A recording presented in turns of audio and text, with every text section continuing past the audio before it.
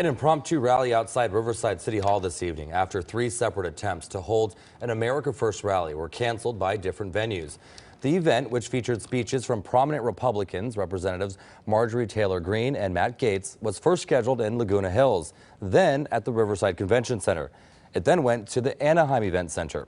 KCO 9's Laurie Perez live in Riverside tonight with more on this impromptu gathering. Laurie. Well, Chris, it could be the heat. It is pretty hot out here, but after several hours of a very loud gathering, it seems to be clearing up. We have a great vantage point to show you the way that this has been today. On one side of the street, on that far side, a crowd that came out to support Congress members Matt Gaetz and Marjorie Taylor Green. On the near side, protesters who say those representatives are not welcome here. 20 feet between these crowds, but politically it might as well be an ocean. Gaetz and Taylor Green came here to Riverside City Hall, as you said, after they could not find a venue in the Southland willing to host them. They did not speak for long, just about 5 minutes each, maybe less. This was supposed to be much bigger, as you mentioned. It was supposed to be an America First rally in Anaheim in 2 locations and then Riverside. A crowd of about 100 people joined the Congress members as they said being canceled was suppressing their free speech, and they hinted at a lawsuit over it.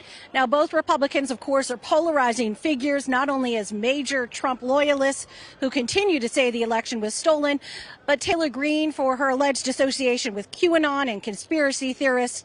Gaetz, of course, is under investigation for sex trafficking, but depending on literally which side of the street you are on, people either love them or despise them. What they're saying about Marjorie Taylor Green and Matt Gaetz is just horrible. It's not true. They must be dangerous. They must be worried about them. Because we're not going to quit fighting for America. We're not going to lose our country. We're not going to socialism. Both of the people are propagandists. I do not believe that their rhetoric belongs in polite society. Because of that, I think that is important that people express that their rhetoric shouldn't belong in society.